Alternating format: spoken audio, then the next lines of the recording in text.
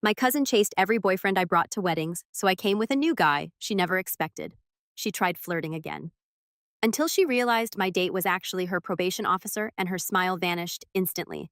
I'm Megan, and before you ask, yes, I really did this. And no, I don't feel bad about it. Let me back up. My cousin Amber has been the family golden child since we were kids. Perfect blonde hair, perfect smile, perfect grades that our grandmother never shut up about. But here's what nobody wanted to acknowledge. Amber had this thing she did at weddings. Every single family wedding, without fail, she would find my boyfriend and she would kiss him. Not like a friendly peck on the cheek. I'm talking full-on making out in coat closets behind the venue and parked cars anywhere she could get them alone. The first time it happened, I was 19. His name was Tyler. We'd been dating for 8 months and I was completely in love with him in that desperate, all-consuming way. You love someone when you're 19 and don't know any better. My cousin Jenna was getting married, and it was this huge outdoor wedding at a vineyard in Napa. Tyler wore a suit for the first time ever, and I remember thinking he looked like someone I could actually have a future with. During the reception, Tyler said he was going to get some air. He'd been drinking a bit, seemed dizzy. I was dancing with my Aunt Patricia, so I just nodded. 20 minutes later, I went looking for him. I found them behind the wine cellar building. Amber had her hands in his hair, and Tyler had his hands on her waist, and they were kissing like the world was ending. When I gasped, they pulled apart. Tyler looked confused. Amber looked at me with this expression I'll never forget. Not guilty, not sorry, just this small, satisfied smile. "Oh my God, Megan," she said, touching her lips like she was wiping away evidence. "I am so sorry. He came on to me, I swear. I tried to push him away, but he was so insistent." Tyler immediately started apologizing, saying he was drunk, saying he didn't know what happened, saying Amber was lying and she'd pulled him out there. I stood there in my bridesmaid dress, lavender silk that cost me $300 I didn't have, and I felt like my entire body was shutting down. My mom found us. Then Jenna, the bride, found us. Then Jenna's new husband, and suddenly half the wedding was standing there watching me cry. And here's the thing about family dynamics. Here's the thing about being the quiet cousin, while Amber was the charismatic one. Everyone believed her. Tyler must have misread her friendliness, my mother said later. In the car ride home, Amber would never do something like that deliberately. She's not that kind of girl. I broke up with Tyler that night. He sent me 47 text messages over the next week. I blocked his number and tried to move on, but Amber's smile haunted me. That small, knowing smile that said she'd won something the second time it happened. I thought maybe I'd imagined the first time, maybe I'd been paranoid. Maybe Tyler really had come on to her and I'd blamed the wrong person. His name was Chris. I was 22. We'd been together for a year and we were talking about moving in together. My uncle Raymond was getting married to his longtime partner in this beautiful ceremony in Portland. Chris and I drove up together singing along to terrible radio songs, making plans for our future. The wedding was perfect. The vows made me cry. Chris held my hand through the whole thing. At the reception, I went to the bathroom. When I came back, Chris wasn't at our table. I checked the bar, the dance floor, the outdoor patio. I found him in the back hallway near the kitchen, with Amber pressed against the wall, her leg hitched up around his hip, their mouths locked together. This time, I didn't gasp. I just stood there. When they finally noticed me, Amber did the same thing. Touched her lips, looked at me with wide, innocent eyes. "Megan, I'm so sorry. He told me you guys were having problems. He said you were on a break." "I thought we're not on a break," I said quietly. Chris stammered. "Babe, I don't know what happened. She grabbed me and I was just trying to push her off. You had your hands on her ass." Chris again. Family got involved again. Amber cried and said Chris had pursued her again. Everyone believed her because Amber was Amber and I was just Megan, and surely Amber wouldn't do this twice.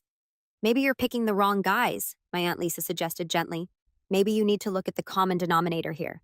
The common denominator wasn't me, it was Amber, but I couldn't prove it. And honestly, after Chris, I started to wonder if maybe they were right. Maybe I was picking terrible guys who couldn't resist my gorgeous cousin. The third time it happened, I knew for sure. His name was David. I was 25. We'd been dating for 2 years, and he'd just proposed to me 3 weeks before my cousin Michelle's wedding. I was wearing my engagement ring, this simple gold band with a tiny diamond that David had saved up for months to buy. I didn't even bring David as my date. He came separately because he had to work that morning. He showed up right before the ceremony, kissed my cheek, told me I looked beautiful. During the cocktail hour, I was talking to my grandmother about wedding plans. David said he was going to get a drink. I watched him walk to the bar. I literally watched him. 15 minutes later, I went to find him. They were in the coat room. Amber's dress was hiked up. David's jacket was on the floor. I didn't cry. This time I just stared. Amber saw me first, And this time she didn't even try to hide the smile. This time she just shrugged. "I'm sorry, Megan," she said, but she wasn't sorry at all. David tried to explain, tried to say she'd pulled him in there, that he'd been trying to leave, but I saw his hand on her thigh. I saw the lipstick on his collar. I took off my engagement ring right there, dropped it on the floor between them, walked out. That was 2 years ago. Since then, I haven't brought anyone to a family wedding. I've gone alone, sat at the singles table, smiled politely while Amber brought different boyfriends, and everyone cooed over how perfect she was. I stopped dating seriously, stopped trusting anyone enough to introduce them to my family. My therapist said I had trust issues. My best friend Kayla said I needed to confront Amber directly. But how do you confront someone that everyone believes is an angel? Then 3 months ago, I found out something interesting. I was at a coffee shop near my apartment working on my laptop when I overheard two women talking at the next table. One of them mentioned Amber's name. Not a common name in my city, but I figured it was probably someone else. Then the woman said, "Yeah, Amber Westbrook, probation. Can you believe it? She always seemed so put together." I froze. Amber Westbrook, my cousin on probation. I know I shouldn't have, but I leaned closer and listened. The woman was a court clerk talking to her friend about her day. She mentioned something about fraud charges, community service, regular check-ins with a probation officer. My perfect cousin Amber on probation. I went home and did what any normal person would do. I internet stalked the hell out of her. It took some digging, but I found it. 6 months ago, Amber had been charged with credit card fraud. She'd been using fake credit cards to buy designer clothes, expensive jewelry, all the things that made her look like she had her life together. She'd pleaded guilty, got probation instead of jail time because it was her first offense, and she cried prettily in court. None of the family knew. She'd kept it completely secret. I sat there in my apartment staring at the court documents on my screen, and I felt something shift inside me. For the first time in years, I had leverage, but I didn't know what to do with it. Then my cousin Rachel announced her engagement. Wedding in 3 months. I got the invitation in the mail. Thick cream cardstock with gold lettering. I almost threw it away. I'd already decided I wasn't going to go. But then I thought about Amber. I thought about her showing up to Rachel's wedding with some new boyfriends, smiling her perfect smile, probably already planning which groomsmen she'd target. And I thought, what if I brought someone she couldn't touch? What if I brought her probation officer? The idea was insane, completely insane, but once it got into my head, I couldn't let it go. I spent 2 days trying to talk myself out of it. It was petty. It was ridiculous. It was potentially illegal. But the more I thought about it, the more I wanted to do it. I needed to meet her probation officer first. I found his name through more internet digging, Officer Marcus Brennan. He worked for the county probation department. I found a photo of him from a community outreach event. He was probably in his mid-30s. Dark hair, serious expression, the kind of face that meant business. Now I just needed to actually meet him. I'm not proud of what I did next. I called the probation office pretending to be someone interested in volunteer opportunities. I found out when Officer Brennan would be at the county building for public office hours. I showed up. The county building smelled like old paper and desperation. I waited in the lobby for 40 minutes before I saw him. He was walking down the hallway with a stack of folders, looking tired. "Officer Brennan?" I called out. He turned. "Yes." I walked up to him, my heart pounding.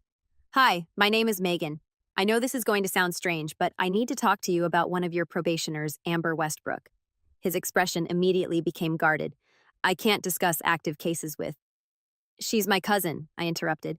"And I'm not asking you to tell me about her case. I'm asking you to do something that might sound completely insane." He stared at me. "I'm listening." I took a breath. "There's a family wedding in 3 months. Amber will be there, and I need you to come with me as my date." The silence that followed was excruciating. "I'm sorry I know how this sounds," I said quickly. "But hear me out. Amber has been sabotaging my relationships for years. Every time I bring a boyfriend to a family wedding, she goes after him. She's done it 3 times, 3 different guys. Everyone thinks I'm making it up or picking bad boyfriends, but it's her. She does it deliberately." Officer Brennan's expression didn't change. "And you think bringing her probation officer to a wedding as your date will somehow stop her? I think it'll make her uncomfortable enough that she won't try anything. And honestly, after what she's put me through, I think she deserves to be uncomfortable." He shifted the folders in his arms.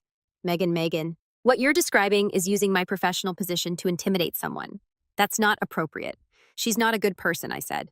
"And I'm not asking you to threaten her or even mention her probation. I'm just asking you to attend a wedding as my guest. If she happens to be uncomfortable because you're there, that's on her. Why would I agree to this?" It was a fair question, I'd thought about this part because I'll make a donation to the probation department's youth outreach program. $500. His eyebrows raised slightly. You're trying to bribe me. I'm offering to support a good cause in exchange for a few hours of your time. You don't have to do anything inappropriate. Just show up, have some cake, maybe dance with me once or twice. That's it. He studied me for a long moment. This is the most unusual request I've ever received. Is that a no? I didn't say that. My heart jumped. So you'll think about it. I'll think about it, he said carefully, but I'm not making any promises. He gave me his email address, told me to send him the details about the wedding, said he'd let me know in a week. I left the county building feeling like I'd just done something either brilliant or catastrophically stupid. 5 days later, I got an email against my better judgment. I'll attend the wedding with you. Ground rules: we maintain appropriate boundaries. I won't discuss Miss Westbrook's probation case, and if she asks why I'm there, we tell the truth that you invited me as your date. I won't lie or mislead anyone about my presence. If you agree to these terms, send me the wedding details. I read the email 3 times.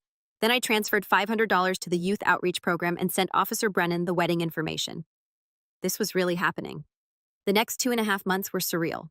I exchanged a few more emails with Officer Brennan. Marcus, he told me to call him when we weren't in official settings. He asked about dress code. I sent him the invitation details. We agreed to meet for coffee a week before the wedding to make sure we could at least have a conversation without it being completely awkward. Meanwhile, I RSVP'd to Rachel's wedding with a +1. My mother called me immediately. You're bringing someone, she asked, surprised. Who? A friend, I said vaguely. His name is Marcus. A friend or a boyfriend? We'll see. I could hear the smile in her voice. I'm glad you're not letting what happened with David stop you from putting yourself out there. I felt a pang of guilt, but then I thought about Amber and the guilt faded. I didn't tell anyone else in the family. Not my dad, not my sister Emma, not even Kayla. I was afraid if I said it out loud, I'd chicken out. The coffee meeting with Marcus was less awkward than I expected. He showed up in jeans and a button-down shirt, looking less intimidating than he had in the county building. We talked about normal things. I told him about my job as a graphic designer. He told me about becoming a probation officer after his brother got arrested as a teenager. Changed his life, Marcus said, stirring sugar into his coffee. The officer who supervised his probation actually cared about him, helped him get into a trade school. My brother's a welder now, doing really well. That's why I do this job. I felt another pang of guilt. Here was this genuinely good person, and I was using him for revenge against my cousin. You're having second thoughts, Marcus observed. How can you tell you've been staring at your coffee for 3 minutes without drinking it? I looked up at him. Is what I'm doing terrible? He considered this. Do you want my honest answer? Yes. I think your cousin probably deserves to feel uncomfortable at this wedding, but I also think you need to be prepared for this, not to go the way you're imagining. Revenge rarely feels as good as we think it will. You sound like my therapist. I spend a lot of time around therapists. He smiled slightly. But I already agreed to go with you, so we might as well see it through. Just promise me one thing. What if things get out of hand, we leave? I'm not interested in being part of a huge family drama. Deal. We shook hands. His grip was firm and warm. The week before the wedding, I went dress shopping with my sister Emma. She's 3 years younger than me, still in college, and completely oblivious to the whole Amber situation because she'd been studying abroad when most of it happened. So who's this Marcus guy? She asked as I tried on a deep blue dress. Just someone I've been seeing. Mom says he's, clears throat, a friend. We're figuring it out. Emma grinned. Is he hot? I thought about Marcus's serious eyes and the way he'd smiled over coffee. He's interesting. That's not an answer. Fine. Yes, he's attractive. And Amber's going to be at this wedding. I went still. So I might not have been around for the David thing or the Chris thing. But I was around when Tyler happened. I remember how Amber looked at you afterward like she'd won something. Emma's voice went quiet. I've always thought she did it on purpose, you know. I just could never prove it. I turned to look at my sister. You believe me. Of course I believe you. Amber's always been weird about you. Competitive in this gross way, like she needs to prove she's better than you at everything, including stealing your boyfriends. I felt tears prick my eyes. Why didn't you ever say anything? Because I was 17 and nobody listens to 17-year-olds.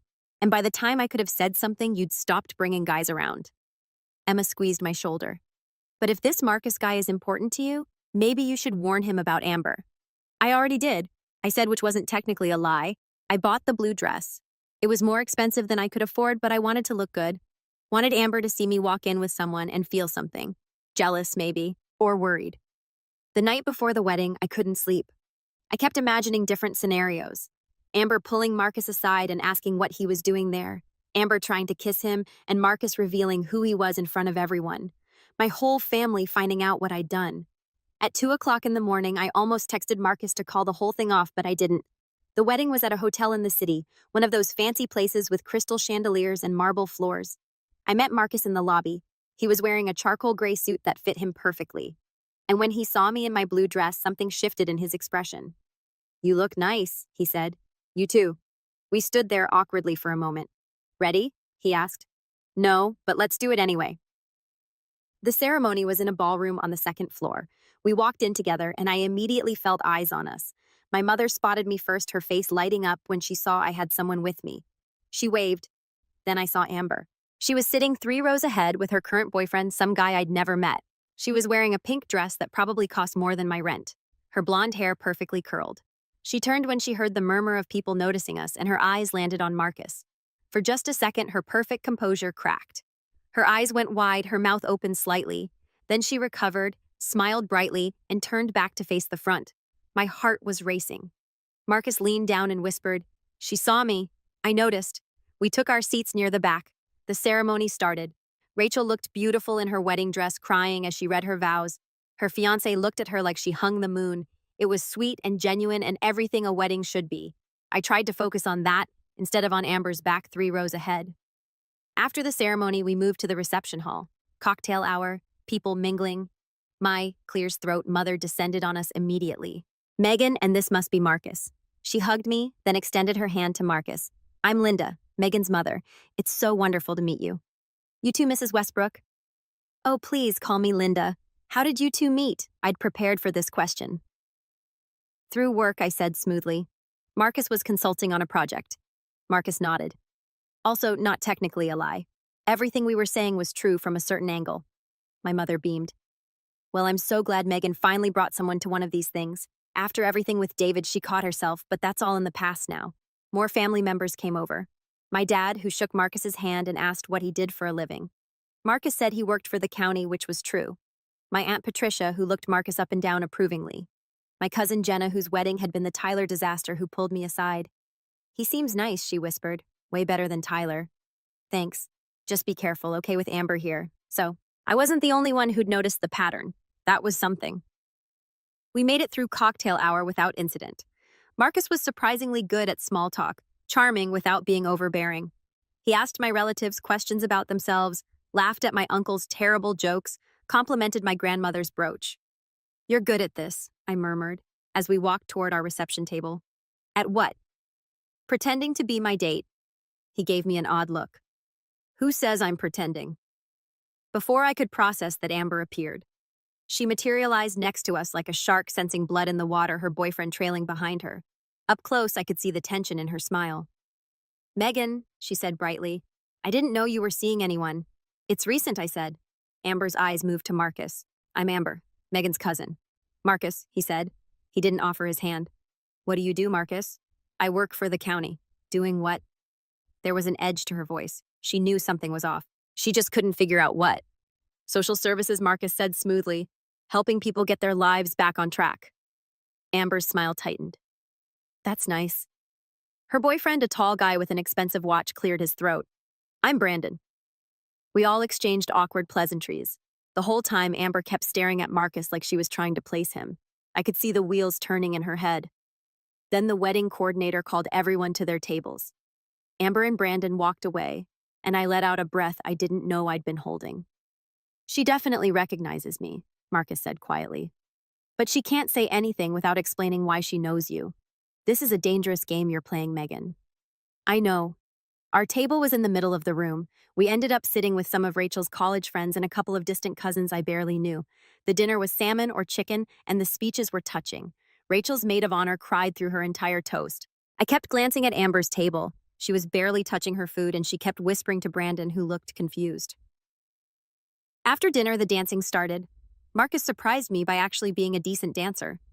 We swayed to some slow song I didn't recognize, and for a moment I forgot why we were really there. Forgot about Amber and revenge and probation officers. "Thank you for doing this," I said. "You already thanked me multiple times." "I know, but, Megan..." He looked down at me. I'm here because I wanted to come. The donation was nice, but honestly, I would have come anyway. Why? He was quiet for a moment. Because what your cousin did to you is cruel, and because you seemed like you needed someone in your corner for once. I felt something warm bloom in my chest, something dangerous. Then I saw Amber walking toward us. Incoming, I murmured. Marcus didn't turn around. Let her come. Amber tapped my shoulder. Mind if I cut in? It wasn't really a question. Before I could answer, she'd positioned herself between me and Marcus. You don't mind, right, Megan? Amber's smile was sharp. I just want to get to know your new boyfriend a little better. Marcus looked at me. I nodded slightly, then stepped back. I watched them dance, watched Amber lean in close, say something I couldn't hear, watched Marcus's expression remain neutral. My sister Emma appeared beside me. What's she doing? Being Amber. Want me to go interrupt? Not yet. After what felt like an eternity, but was probably only 2 minutes, Marcus excused himself and walked back to me. Amber stood in the middle of the dance floor looking frustrated. What did she say? I asked. She asked if we'd met before. I told her I had one of those faces. She asked where I worked exactly. I told her the county building on 5th Street. He paused. Then she asked if I wanted to get some air later. My stomach dropped. She propositioned you subtly. But yes, what did you say? I told her I was exactly where I wanted to be. Emma snorted. I like this guy. The rest of the reception passed in a blur. Amber kept watching us from across the room. Her boyfriend Brandon looked increasingly annoyed at being ignored. My mother kept giving me thumbs up from her table, clearly delighted. I'd finally brought someone to a wedding. Around 10 o'clock, I went to the bathroom. When I came out, Amber was waiting in the hallway. We need to talk, she said. My heart started pounding. About what? About Marcus. I know who he is, Megan. He's my date. He's my probation officer. There it was out in the open. I could have denied it. Could have pretended I didn't know what she was talking about, but I was tired of pretending. Yes, I said simply. He is. Amber's face went white, then red. Are you insane? Do you know what you've done? Bringing him here, you mean bringing my date to a family wedding? I don't see the problem. He could violate my probation for this. For what? You haven't done anything wrong. You've been on your best behavior all night. I stepped closer to her. Unless you're planning to do something wrong, like maybe trying to kiss my date. Amber's mouth opened and closed. This is entrapment. It's not entrapment. It's just me bringing someone to a wedding.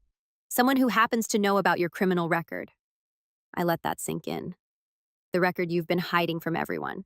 You can't tell them. I don't need to tell them. You're terrified they'll find out on their own. I smiled. It felt cruel and good at the same time. How does it feel, Amber, being the one who's uncomfortable for once? I could tell everyone what you did, that you brought my probation officer here to humiliate me. Go ahead. Explain to our entire family why you have a probation officer. Explain the credit card fraud. Explain why you've been lying to everyone for 6 months. She stared at me, and for the first time in my life, I saw real fear in Amber's eyes. Why are you doing this? She whispered. Because of Tyler and Chris and David and every other time you decided to destroy something I cared about just because you could. My voice was shaking now. You made me think I was crazy. You made me doubt myself. You took 3 relationships from me and smiled while you did it. They wanted to kiss me. No, they didn't. I've had years to think about this, Amber, to replay every single incident, and you know what I realized? You waited until they were drunk. You isolated them. You manipulated them. And then you blamed them afterward. Tears were running down her face, now streaking her makeup. I didn't mean, yes, you did. You meant every bit of it. We stood there in the hallway, years of resentment and hurt between us. Are you going to tell everyone? Amber asked finally. About my record, I thought about it. Really thought about it. No, I said. That's not why I brought Marcus here. I brought him so you'd feel what I felt. So you'd spend one night knowing someone could ruin your reputation with one sentence. So you'd be too afraid to try your usual routine. So this was just revenge. This was justice. I walked past her back toward the reception. Behind me, I heard her crying quietly. Marcus was waiting for me by our table. Everything okay? Yeah, I think it finally is. The rest of the night was actually fun. I danced with Marcus, with my sister, with my dad. I drank champagne and ate wedding cake and laughed at my uncle's terrible dance moves. And every time I looked at Amber, she was sitting at her table, not talking to anyone, looking small. Around midnight, Marcus and I left. We walked out to the parking lot together, and I realized the night was ending. Thank you, I said. Really. For everything. You keep thanking me because I mean it. He smiled. Want to know a secret what I had fun tonight, even with all the weirdness with your cousin? I had fun. Me too. So he hesitated. Would you want to do this again sometime without the ulterior motives and revenge plots? Just dinner or something. I stared at him. Are you asking me on a date? I believe I already went on a date with you tonight. I'm asking for a second one. Isn't that ethically complicated since I'm connected to one of your probationers? Amber Westbrook's probation ends in 4 months. I can wait 4 months. My heart did something complicated in my chest. You want to wait 4 months to take me to dinner? I want to do this right. And doing it right means waiting until there's no possible conflict of interest. He pulled out his phone, but there's nothing stopping us from being friends in the meantime. Friends can text, right? Friends can text. I agreed, giving him my number. He saved it, then looked at me seriously. For what it's worth, I think you handled tonight really well. You had every right to blow up at her to make a scene to tell everyone what she did, but you didn't. You just made your point and walked away. My therapist would be proud. Your therapist should be. He walked me to my car, gave me a quick hug that lasted a beat too long. Then he got in his own car and drove away. I sat in my car for a long time processing everything that had happened. My phone buzzed. A text from my mother. He seems wonderful, honey. I'm so happy for you. Then one from Emma. Okay, that was the most badass thing I've ever seen. Tell me everything tomorrow. Then one from an unknown number. When I opened it, I saw it was from Amber. I'm sorry for all of it. I know you don't believe me, but I am. I'm going to get help. Real help. I stared at the message for a long time. Then I typed back, good luck. I didn't say I forgave her. I didn't say we could move forward. I just said good luck. Because the thing is, I didn't bring Marcus to that wedding to forgive Amber. I brought him to stop feeling powerless to take back some control over my own narrative. And it worked. 3 months later, I got a text from Marcus. Amber Westbrook's probation officially ended today. Are you free Friday night? I was free Friday night. We went to a small Italian restaurant downtown. No family, no ulterior motives, no games, just dinner. And it was nice. Really nice. Marcus told me about a kid he was working with who was turning his life around. I told him about a logo design I was proud of. We split a tiramisu and argued good-naturedly about whether pineapple belongs on pizza. When he walked me to my car, he kissed me. It was gentle and sweet and absolutely nothing like the kiss I'd seen Amber give Tyler behind the wine cellar all those years ago. I've wanted to do that since the wedding, Marcus admitted. That was 4 months ago. I'm a patient man. We started officially dating after that. I introduced him to Kayla, who immediately approved. We had dinner with my parents, and my mother whispered to me that she was so glad I'd found someone stable and mature. I didn't tell them the whole truth about how we met. Some secrets are better kept. 6 months after Rachel's wedding, I ran into Amber at a coffee shop. It was awkward for about 10 seconds, and then she said, I'm in therapy now twice a week. That's good. I said, my therapist says I have a pattern of sabotaging people I'm jealous of. She laughed, but it wasn't her usual perfect laugh. It sounded broken. Apparently, I've been jealous of you since we were kids. Of me. Why? Because everyone actually likes you. They like Amber because she's pretty and successful. But they like Megan because you're kind and real. And I've always wanted that, but didn't know how to get it without tearing you down first. She looked at her coffee. I know you probably don't care, but I wanted you to know I'm working on it. I thought about all the pain she'd caused me. All the nights I'd cried over Tyler, over Chris, over David, all the times I doubted myself because of her. I hope it helps, I said, and I meant it. Not because I forgave her, not because we were suddenly going to be close, but because I didn't need to carry anger around anymore. It was exhausting, and I was tired. A year after the wedding, Marcus and I moved in together. We adopted a cat named Pancake who has terrible manners, and we love him anyway. We host dinners for friends. We go to farmers markets on Sundays. We're happy.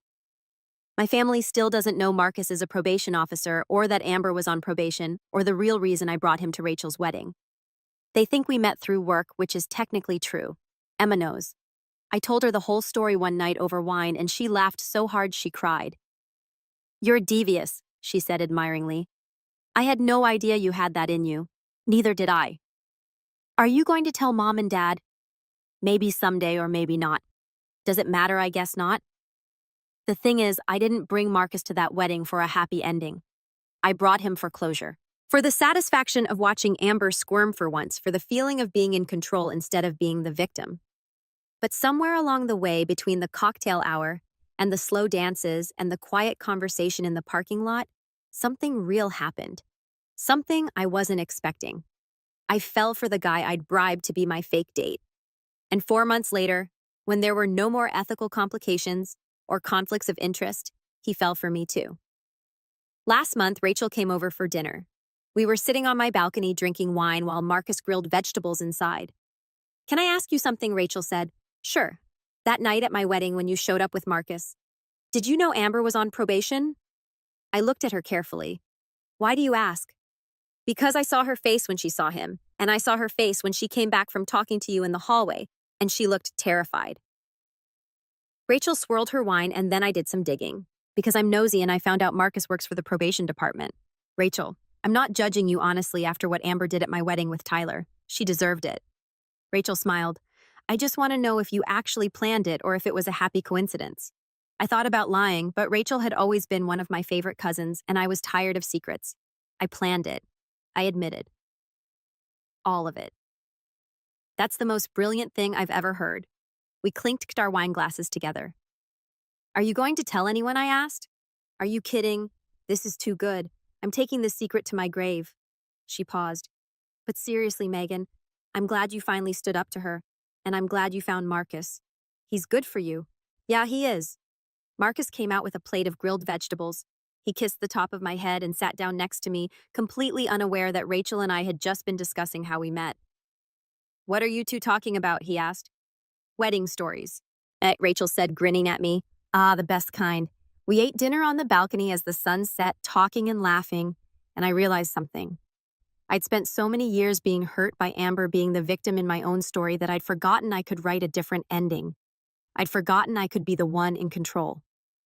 That wedding night, standing in the hallway with Amber, watching her cry and realizing she was finally scared of something I'd done. I'd felt powerful for the first time in years. But this sitting on my balcony with Marcus and Rachel, eating good food and drinking wine and being genuinely happy, this felt better than power. This felt like peace. My phone buzzed with a text from my mother. "Cousin Danielle's engagement party next month. Are you and Marcus coming?" I showed the text to Marcus. "What do you think?"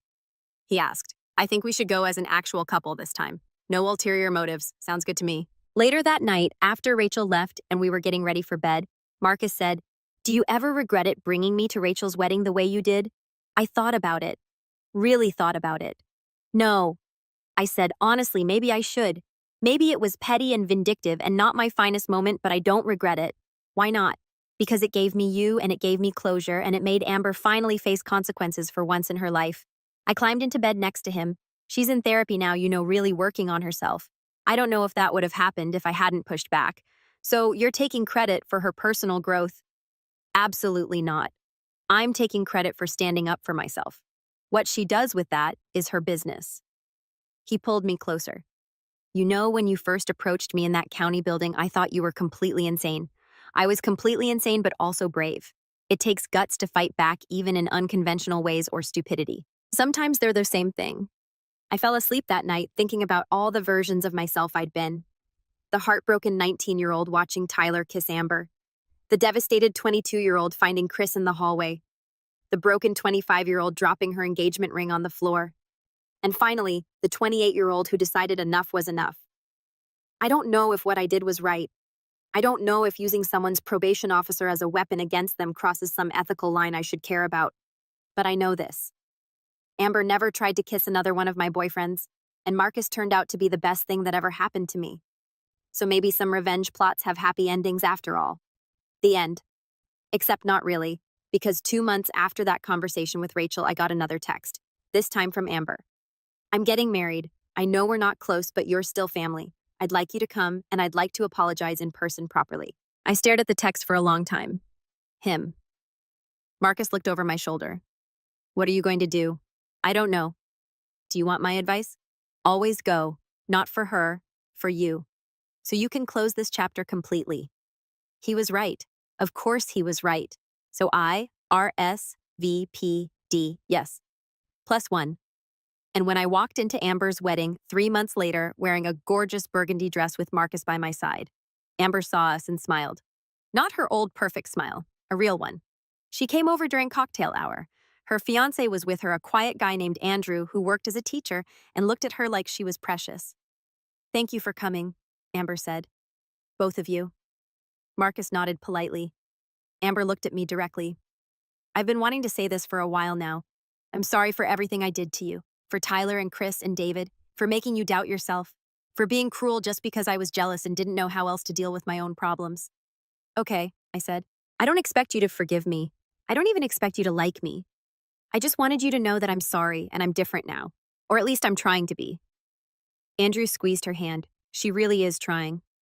I looked at Amber. Really looked at her. She seemed softer somehow, less perfect, more real.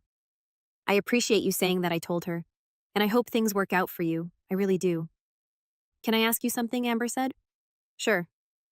That night at Rachel's wedding when you brought Marcus, did you do it to hurt me? I thought about lying, but what was the point? Yes, I said. I did it to make you uncomfortable, to make you feel what I felt.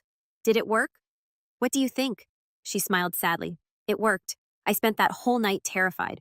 And afterward, I realized I'd turned into someone I hated, so I got help. She paused. In a weird way, you bringing Marcus might have been the best thing that ever happened to me. I didn't know what to say to that. Marcus cleared his throat. I think the ceremony's about to start. We moved toward the main room. As we walked away, Amber called out, Megan, I turned. I'm really glad you're happy. You deserve it. The ceremony was beautiful. Amber cried during her vows, real tears that smudged her makeup. Andrew looked at her like she was the only person in the world. It was sweet and genuine and so different from the Amber I'd known growing up. People can change. Maybe not always, maybe not completely, but sometimes. During the reception, I danced with Marcus. We swayed to the music, and I thought about all the weddings I'd been to, all the pain I'd carried. You okay? Marcus asked. Yeah, I think I finally am. No regrets about bringing me to Rachel's wedding. Not a single one. Good, because I've been thinking. He pulled back slightly to look at me. What would you say if I told you I wanted to go to more weddings with you? I'd say our families throw a lot of weddings. I'm not talking about other people's weddings. My heart stopped. Marcus, I'm not proposing. Not yet. Not here at your cousin's wedding. That would be weird. He smiled. But someday soon I want to. I want you to be the bride, and I want to be the guy crying at the altar, because I can't believe I got this lucky. I kissed him right there in the middle of Amber's wedding reception, a long, deep kiss that made my Aunt Patricia whistle. When we pulled apart, I saw Amber watching us from across the room. She raised her glass slightly, a small toast, and smiled. Not the vindictive smile from that night with Tyler, not the satisfied smile from the hallway with Chris, just a genuine, happy smile. I raised my glass back, and then I turned to Marcus and whispered, Ask me later when we're alone and it's just us. Ask me and I'll say yes. That's a pretty big spoiler. I know. He kissed me again. Fair warning, when I do ask, I'm doing it properly. Ring romantic setting. Probably some terrible poetry I'll write myself. I can't wait. We danced until our feet hurt, ate too much cake, and left Amber's wedding around midnight. On the drive home, Marcus held my hand. Want to know something funny? I said. What if Amber hadn't kissed Tyler all those years ago? None of this would have happened. I never would have been angry enough to look into her life. Never would have found out about her probation. Never would have walked into that county building and met you. So you're saying you're grateful to your cousin for sabotaging your relationships. I'm saying that sometimes the worst things that happen to us lead us exactly where we're supposed to be. That's very philosophical for midnight. I'm very philosophical at midnight. He laughed, and we drove home through the quiet streets, and I thought about revenge and justice and unexpected love stories. I thought about the girl I'd been at 19, watching her boyfriend kiss her cousin and feeling her world fall apart. I thought about who I'd become, someone who fought back, even if it was messy and complicated and ethically questionable. I thought about Marcus, who'd agreed to a bizarre scheme and ended up staying for everything after. And I thought about Amber dancing at her own wedding trying to be better. Maybe that's what growing up is, realizing that people are complicated, that revenge doesn't always feel good, that sometimes the best outcome is when everyone gets a chance to move forward. Or maybe I was just tired and overthinking things. Either way, when Marcus proposed 3 months later on a hiking trail at sunset with a ring he'd clearly spent too much money on, and a poem that was actually pretty good, I said yes without hesitation. We got married a year after that. Small ceremony, just close friends and family. My sister Emma was my maid of honor. Marcus' brother was his best man. And yes, I invited Amber. She came with Andrew, and she behaved perfectly. No drama, no stealing anyone's thunder. She congratulated us sincerely, danced at the reception, and left early with her husband. The next day, she sent me a text. You looked beautiful. I'm so happy for you. I sent back. Thank you. 3 words, simple, polite. Not quite friendship, but not enemies either. Just two people who'd hurt each other, worked through it in their own messy ways, and ended up in different but better places. And honestly, that was enough. Because this isn't a story about forgiveness or redemption or lessons learned. It's a story about a girl who got tired of being pushed around. A girl who fought back in the most unconventional way possible. A girl who accidentally fell in love with her fake date. And a girl who realized that sometimes the best revenge is just living well. So that's what I did. I lived well, and I'm still living well with Marcus with Pancake, our terrible cat. With Sunday farmers markets and Friday date nights and a life that's exactly what I wanted. Amber didn't take that from me. She tried, but she didn't succeed. And in the end, maybe that's the real victory. Not the moment she cried in the hallway, not the moment she realized I'd brought her probation officer to a wedding, but this moment right now, where I'm happy and whole and completely myself. That's the revenge Amber could never have predicted. That's the ending I wrote for myself.